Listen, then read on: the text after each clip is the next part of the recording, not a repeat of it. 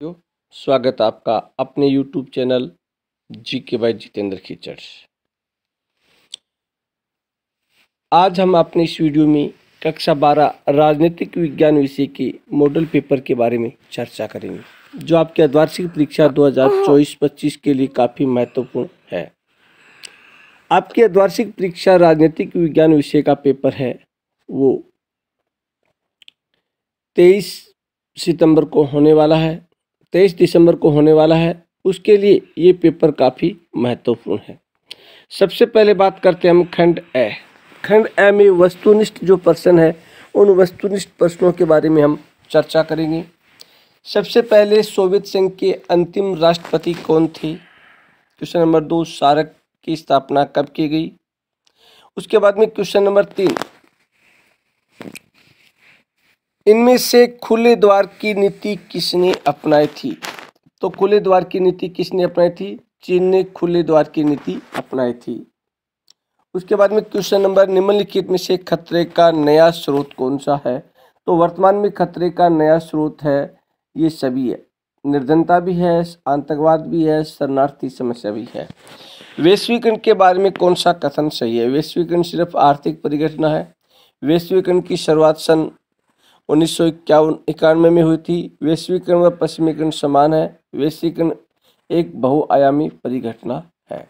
तो वैश्वीकरण की शुरुआत है 1951 में हुई थी।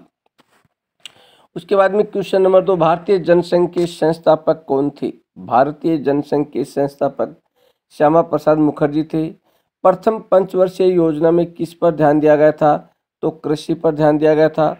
भारत में पहला परमाणु परीक्षण कब किया गया था? 1974 में किया गया था। उसके बाद में क्वेश्चन नंबर 9, संपूर्ण क्रांति का नारा किसने दिया था? तो जयप्रकाश नारायण ने दिया था। संविधान के किस अनुच्छेद के तहत जम्मू कश्मीर को विशेष राज्य का दर्जा था? तो अनुच्छेद 370 के तहत। 1989 में राष्ट्रीय मोर्चा की सरकार के प्रधानमंत्री कौन थे? वीपी सिंह थे, और राष्ट्रीय मोर्चा की सरकार के प्रधानमंत्री थी। उसके बाद में आपको रिक्त स्थानों की पूर्ति करनी है। भारत में चुनाव आयोग का गठन कब किया गया था? प्रश्न नंबर 12, भारत का वायुमंडल अंटार्कटिका, समुद्री सतह और भारी अंतरिक्ष को माना जाता है। धरती का वायुमंडल अंटार्कटिका और समुद्री सतह और भारी अंतरिक्ष को क्या माना जाता है? साझा संपत्ति माना जाता है। 181 पहले खालिस्तान में 181 देशों ने CWC संधि पर हस्ताक्षर किए थे। उसके बाद में 14 नंबर, 1967 में 5 देशों ने घोषणा पत्र पर हस्ताक्षर कर आसियान की स्थापना की थी, बैंकॉक घोषणा पत्र पर। 15 नंबर, प्रथम आम चुनाव में भारतीय कम्युनिस्ट पार्टी को 32 सीटें मिली थी। 16 नंबर, के दशक में पर्यावरण के मसले ने जोर पकड़ा था। उसके बाद में 17 नंबर, सन में आतंकवादियों ने अमेरिका के वर्ल्ड ट्रेड सेंटर पर हमला किया था।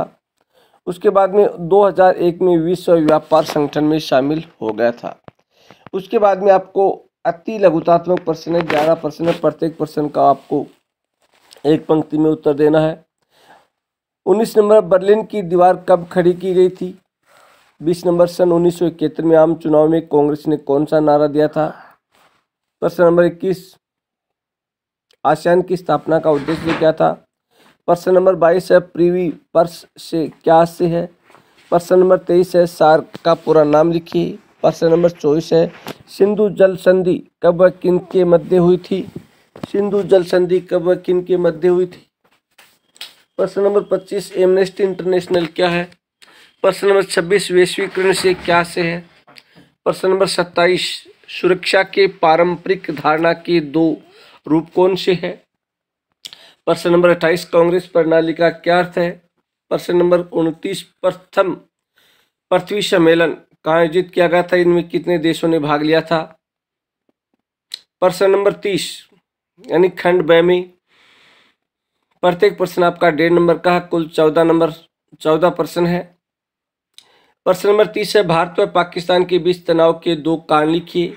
प्रश्न नंबर 31, मंडल आयोग का अध्यक्ष कौन था? इसकी प्रमुख सिफारिश क्या थी? प्रश्न नंबर 32, मार्शल योजना क्या थी? प्रश्न नंबर 33, आंतरिक रूप से विस्थापित जन से क्या तात्पर्य है? प्रश्न नंबर 35, भारत में सन 1975 में आपातकाल लागू करने के 2 कारण बताइए। प्रश्न नंबर 36, साप्टा क्या, संक्षेप में बताइए। प्रश्न नंबर 37 है क्योटो प्रोटोकॉल क्या, संक्षिप्त टिप्पणी लिखिए। प्रश्न नंबर 38 है कारगिल संघर्ष के कारणों का उल्लेख कीजिए। प्रश्न नंबर 39, 1960 के दशक को खतरनाक दशक क्यों कहा जाता है। प्रश्न नंबर 40, भारत में किस चुनावी प्रणाली को अपनाया गया है। प्रश्न नंबर 41, गठबंधन की राजनीति से आप क्या समझते हैं। प्रश्न नंबर 42, नेहरू की विदेश नीति के किन्हीं 2 उद्देश्यों का वर्णन कीजिए। प्रश्न नंबर 43, पुरानी कांग्रेस और नई कांग्रेस से क्या तात्पर्य है। प्रश्न नंबर 44, गुजरात और बिहार में व्यापक रूप से छात्र आंदोलन क्यों हुई, समझाइए। उसके बाद में खंड है, प्रत्येक प्रश्न 3 नंबर का। प्रश्न नंबर 45 है सोवियत संघ के विघटन के विश्व राजनीति में क्या परिणाम निकले। प्रश्न नंबर 46, वैश्वीकरण की आर्थिक परिणति क्या हुई। इस संदर्भ में वैश्वीकरण ने भारत पर कैसे प्रभाव डाला। प्रश्न नंबर 47, रामजी लोंगोवाल समझौता तथा पंजाब समझौता क्या है, इसकी प्रमुख शर्तें लिखिए। खंड नंबर 2 में प्रत्येक प्रश्न उत्तर सीमा 250 शब्द है, प्रत्येक प्रश्न है वो 4 नंबर का है। प्रश्न नंबर 48, संयुक्त राष्ट्र संघ के प्रमुख अंगों का उल्लेख कीजिए, उनमें से किन्हीं 2 के कार्यों का वर्णन कीजिए। प्रश्न नंबर इसमें अथवा है भारत की सुरक्षा परिषद का स्थायी सदस्य बनने के पक्ष में विस्तार से तर्क दीजिए। प्रश्न नंबर 49, स्वतंत्रता प्राप्ति के समय भारत की प्रमुख चुनौतियां कौन सी थी, विस्तार से समझाइए। प्रश्न नंबर 49 में अथवा राज्य पुनर्गठन आयोग कब बना था, इसके प्रमुख कार्य व सिफारिशों का विस्तार से वर्णन कीजिए। प्रश्न नंबर 50, नियोजन से आप क्या समझते हैं, नियोजित विकास के लिए भारत में अपनाए गए तरीकों का वर्णन कीजिए। अथवा भारत में विकास की प्रारंभिक रणनीति की मुख्य उपलब्धियां क्या रही, उनकी क्या सीमाएं थी। ये था हमारा समाज राजनीतिक विज्ञान कक्षा 12 का मॉडल पेपर, जो आपकी अर्धवार्षिक परीक्षा जो 21 दिसंबर को होने वाली है उसके लिए काफ़ी महत्वपूर्ण है। तो सभी विद्यार्थी इन प्रश्नों को अच्छी तरीके से तैयार करें तथा कमेंट के माध्यम से आप अपनी राय जरूर दें कि आपके लिए ये पेपर किस प्रकार से फायदेमंद हो सकता है या नहीं हो सकता है। इसके बाद में हम वार्षिक परीक्षा जो बोर्ड परीक्षा आपकी, उसके लिए प्रत्येक टॉपिक वाइज है वो पेपर लेकर आ रहे हैं। तो सभी विद्यार्थी आज ही GK by Jitendra Khichar YouTube channel को ज्वाइन करें, लाइक करें, शेयर करें, सब्सक्राइब करें। इसी के साथ जय हिंद, जय भारत, जय जय राजस्थान।